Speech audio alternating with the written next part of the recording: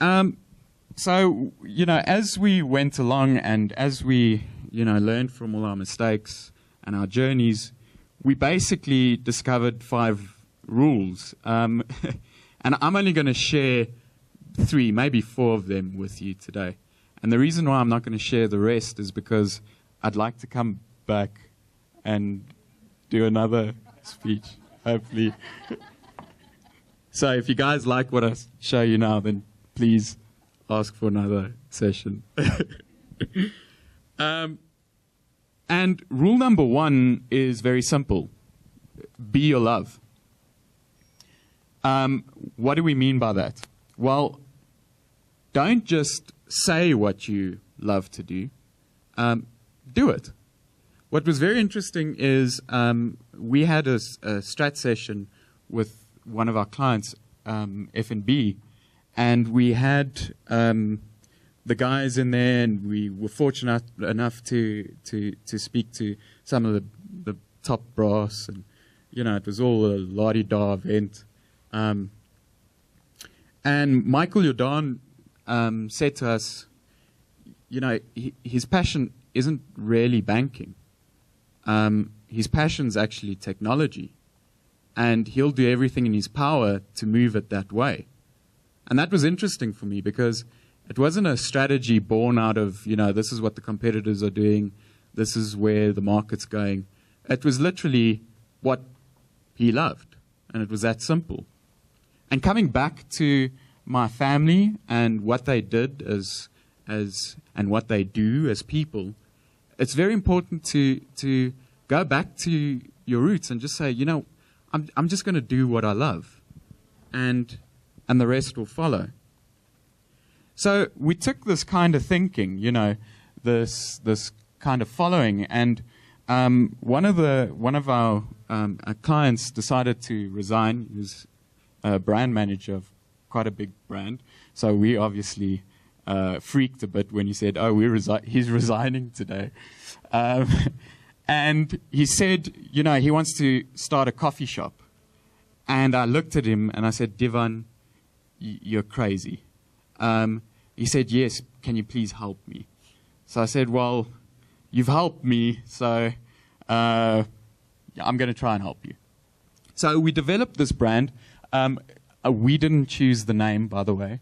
The Whippet in Linden. Okay, and what was special about the Whippet is Divan's passion is economics. His passion is coffee as well. So how could he marry the two things? And he always preaches about this sense of locality and microeconomies. So the idea behind the store was that it was literally a execution that came to be out of all the people within the area of Linden would contribute to the store. So everything would be sourced from the local market. What was interesting about this was we said to him, "Okay, you don't have a particularly large budget. We're going to have a completely inclusive process. We're going to get the people of Linden to know about this store opening right from its inception, from when the first brick gets laid right through to the first coffee that gets made." And what was interesting about this process is we met a lot of very interesting people along the way. This particular person is a printer by the name of Ted. Now, Ted's 86 years old. You'll see him now. He's never had a cell phone, and he doesn't believe in email. And we had to print everything through Ted, from business cards to brochures to everything. And this was the process of trying to get the business card printed. Yeah, that went on for the whole day. But what was interesting about Ted, and I'm very sad I don't actually have a picture of him. He is this very successful printer in the heart of Linden that He's been there his entire life, never had a cell phone, no email, and he does this incredible business. That's a letterpress machine, and that's what he does, and he sticks to it. So it was fitting that we had this guy make all the collateral for us. It just added, to the essence of what the brand was all about. The store itself was a complete collaboration between us and the people of London. From how the bricks were laid to, how did you contain the tea, even to the signage. A guy came in, helped us without even asking, put signs up, and it was amazing. But what was more interesting was what followed after that. When the store actually opened, they had people literally queuing around the block to get into the store. And that, for me, is a real result. Divan hit his target, his 2-month target, in literally 7 days. The store's doing exceptionally well. And the reason that is because we just stuck to a very basic principle. Involve a community and stick to what you love, and, the rest will follow. The second rule that I want to share with you is a project that was a massive experiment for us. The project, it was done for a band. That's my garage over there. We literally painted it out white. And that's the band standing inside. And the brief was very simple. Make us a music video. The problem was the band didn't actually have any money. I think the budget at the end of the day was about 2,000 Rand. And on top of that brief, Vanna, this is Vanna, yeah, said, and it needs to hit #1 on MK, or else we're going to fire you.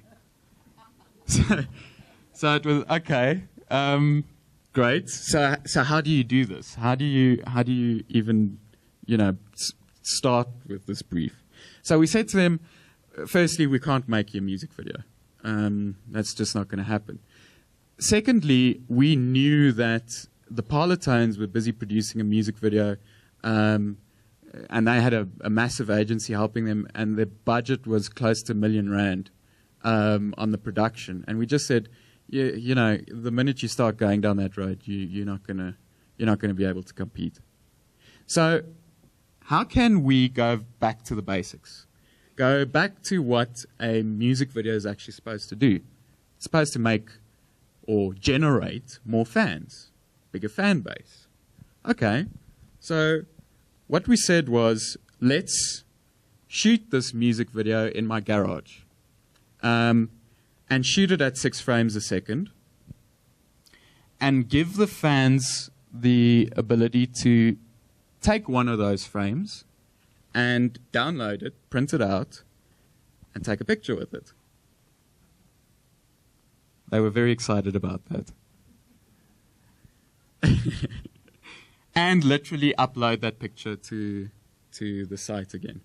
Now, what was interesting about this experiment is that we didn't really lift a finger. We just, let the band play in the garage, press start on the camera. They did their thing, pressed stop, and uploaded the frames. And, these fans then made the music video for us. What was interesting was the result, and I'm going to show you the music video afterwards, but the result of this exercise.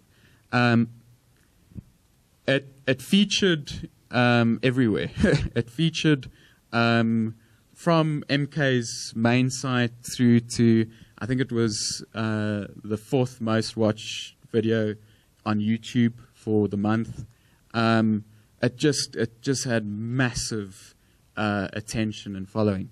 And the PR value around it was incredible. The end result was something like this. Now I've got to actually find the exact spot, which is going to be tricky. So I'm going to play it from here because I don't want to play the whole video. We don't have a lot of time. So I'm going to play it from here, or not. Hang on, that will work. There we go. And play. We too experience the power of the fans. As the evening, I can trace your face.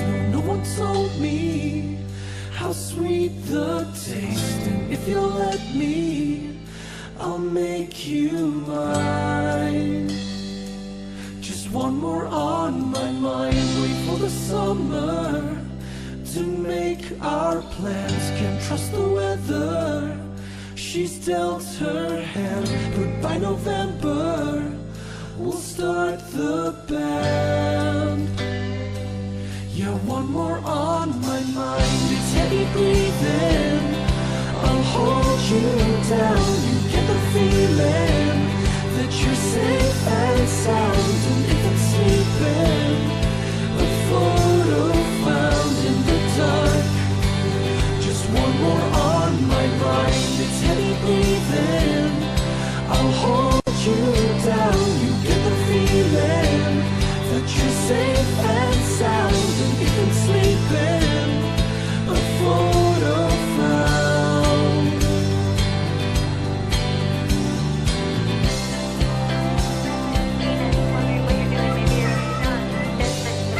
So what was interesting here was it created this unbelievable frame. You know, the band in the middle and the fans on the outside holding those frames. And for us, that was like the ultimate music video. I mean, they're literally holding the video, which is quite funny in the end, but kind of cool.